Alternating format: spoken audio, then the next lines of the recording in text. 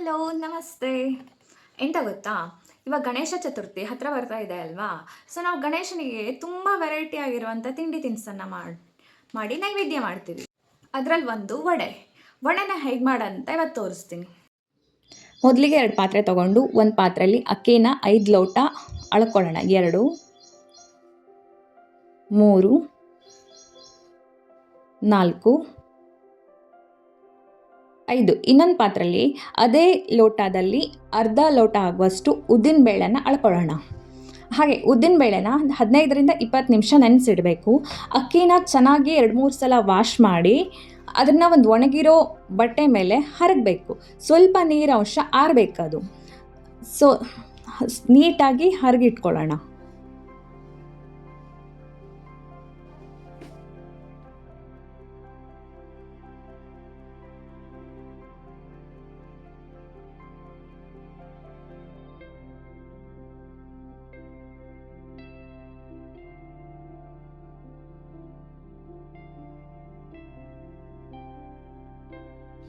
ಅಕ್ಕಿಲಿ ಸ್ವಲ್ಪ ನೀರಿನ ಅಂಶ ಇರುವಾಗಲೇ ಅದನ್ನ ಮಿಕ್ಸಿ ಜಾರಿಗೆ ಹಾಕ್ಕೊಂಡು ಸ್ವಲ್ಪ ತರಿಯಾಗಿ ಮಿಕ್ಸ್ ಮಾಡ್ಕೊಳ್ಬೇಕು. ಅದ್ರ ಜೊತೆಲಿ ಸ್ವಲ್ಪ ಜೀರಿಗೆ, ಸ್ವಲ್ಪ ಓಂಕಾಳು, ಹಾಗೆ ಸ್ವಲ್ಪ ಇಂಗು, ಅಂದರೆ ಒಂದು ಕಡಲೆ ಕಾಳಷ್ಟು ಆ ಸೈಜಲ್ಲಿ ಇರಲಿ. ಇದನ್ನು ಸ್ವಲ್ಪ ತರಿಯಾಗಿಯೇ ಪೌಡ್ರ್ ಮಾಡ್ಕೊಳ್ಬೇಕು. ತುಂಬ ನೈಸ ಪೌಡ್ರ್ ಆದರೆ ವಡೆಗೆ ಚೆನ್ನಾಗಿ ಬರಲ್ಲ. ಅದು ಸ್ವಲ್ಪ ಕಡಿ ಇದ್ದಿರಲಿ. ಇದನ್ನು ಸ್ವಲ್ಪ ಅಗಲವಾಗಿರುವಂಥ ಪ್ಲೇಟಿಗೆ ಹಾಕ್ಕೊಳ್ಳಿ. ಅದ್ರ ಜೊತೆಲಿ ರುಚಿಗೆ ತಕ್ಕಷ್ಟು ಉಪ್ಪು, ನಿಮ್ಮದು ಉಪ್ಪಿನ ಹದ ಯಾವ ಥರ ಇರುತ್ತೋ ಅಷ್ಟು ಹಾಕ್ಕೊಳ್ಳಿ. ನಾನಿಲ್ಲಿ ಯೂಸ್ ಮಾಡಿದ್ದು ಸಾಣಿಕಟ್ಟ ಉಪ್ಪು ಅಂತ. ಹಾಗೆ ಉದ್ದಿನಬೇಳೆನ ನೆನೆಸಿಟ್ಕೊಂಡಿದ್ವಲ್ಲ ಅದನ್ನ ಚೆನ್ನಾಗಿ ರುಬ್ಕೊಂಡು ಉಪ್ಪು ಹಾಕಿದ್ವಲ್ಲ ಅದ್ರ ಮೇಲೆ ಫಸ್ಟ್ ಹಾಕಿದ್ರೆ ಉಪ್ಪು ಚೆನ್ನಾಗಿ ಕರಗತ್ತೆ. ಇದಕ್ಕೆ ಸ್ವಲ್ಪನೇ ಉದ್ದಿನ ಹಿಟ್ಟನ್ನು ಅಕ್ಕಿ ಹಿಟ್ಟಿನ ಜೊತೆಲಿ ನಿಧಾನವಾಗಿ ಮಿಕ್ಸ್ ಮಾಡ್ತಾ ಹೋಗಿ. ಒಂದೇ ಸಲ ಉದ್ದಿನ ಹಿಟ್ಟನ್ನು ಹಾಕ್ಕೊಬಿಟ್ರೆ ಅದನ್ನ ಚೆನ್ನಾಗಿ ಮಿಕ್ಸ್ ಮಾಡೋಕ್ಕೆ ಚೆನ್ನಾಗಾಗಲ್ಲ. ಸೊ ಸ್ವಲ್ಪನೇ ಹಾಕ್ಕೊಳ್ತಾ ನಿಧಾನವಾಗಿ ಮಿಕ್ಸ್ ಮಾಡ್ತಾ ಹೋಗಿ. ನಾವು ಇದನ್ನು ಎಷ್ಟು ನಾದ್ಕೊಳ್ತೀವೋ ಚೆನ್ನಾಗಿ ಮಿಕ್ಸ್ ಮಾಡಿ ಅಷ್ಟೇ ಚೆನ್ನಾಗಿ ವಡೆ ಬರುತ್ತೆ. ಸೊ ನಿಧಾನವಾಗಿ ನೋಡಿಕೊಂಡು ಉದ್ದಿನ ಹಿಟ್ಟನ್ನು ಹಾಕಿ ಚೆನ್ನಾಗಿ ಮಿಕ್ಸ್ ಮಾಡಿ. ಹಾಗೆ ನಾವು ಹಿಟ್ಟನ್ನು ಎಷ್ಟು ನಾದ್ತೀವೋ ಅಷ್ಟು ಚೆನ್ನಾಗಿ ವಡೆ ಬರುತ್ತೆ.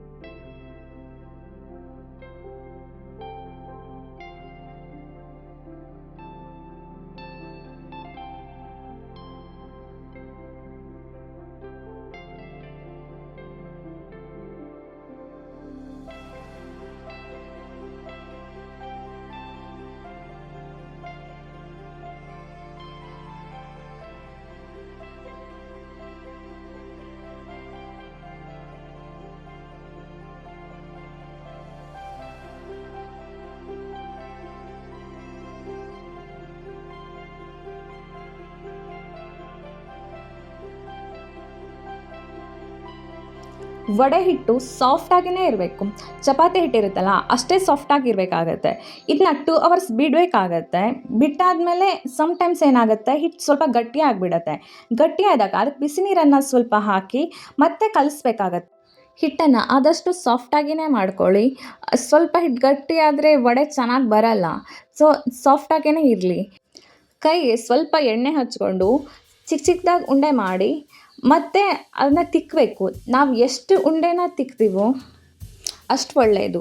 ನಾನಿಲ್ಲಿ ಪ್ರೆಸ್ಸಿಂಗನ್ನು ಯೂಸ್ ಮಾಡ್ತಿದ್ದೀನಿ. ನಿಮ್ಮ ಹತ್ರ ಇಲ್ಲ ಅಂತಂದರೆ ಲಟ್ಟಣಿಗೆನೇ ಯೂಸ್ ಮಾಡಿ.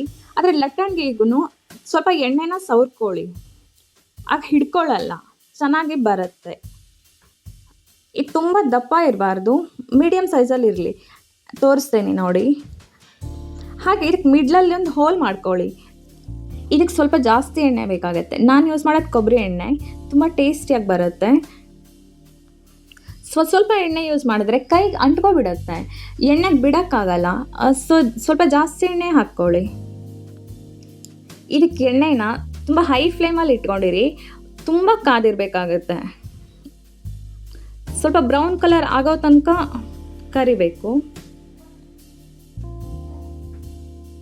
ಹಾಗೆ ಬಂಡಿಗೆ ಹಾಕಿದ ತಕ್ಷಣ ಸ್ವಲ್ಪ ಪ್ರೆಸ್ ಮಾಡಿ, ಅದು ಚೆನ್ನಾಗಿ ಉಬ್ಬಿ ಬರುತ್ತೆ.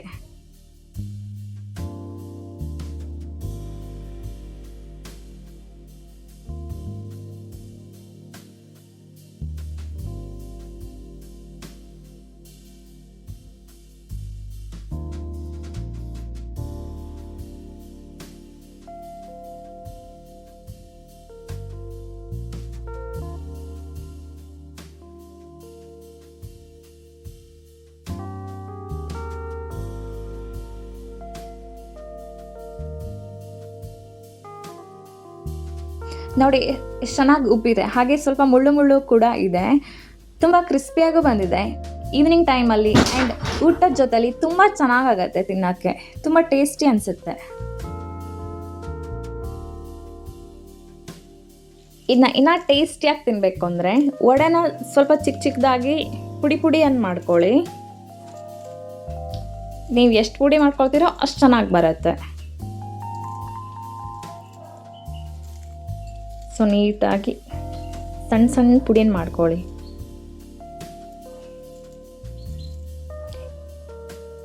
ಇದು ಸ್ಕೂಲಿಂದ ಬಂದ ತಕ್ಷಣ ಮಕ್ಳಿಗೆ ತಿನ್ನೋಕ್ಕೆ ತುಂಬ ಟೇಸ್ಟಿ ಅನಿಸುತ್ತೆ. ಇದಕ್ಕೆ ಈರುಳ್ಳಿನ ಹಾಕ್ತಾಯಿದ್ದೀನಿ.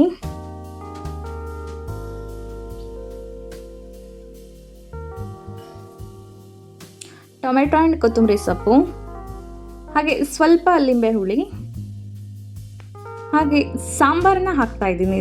ಸಾಂಬಾರು ಹಾಕಿದ್ರೆ ಒಂಥರ ಚೆನ್ನಾಗಿ ಟೇಸ್ಟ್ ಬರುತ್ತೆ. ಚೆನ್ನಾಗಿ ಮಿಕ್ಸ್ ಮಾಡಿ, ಮಕ್ಕಳಿಗೂ ತುಂಬ ಇಷ್ಟ ಆಗುತ್ತೆ.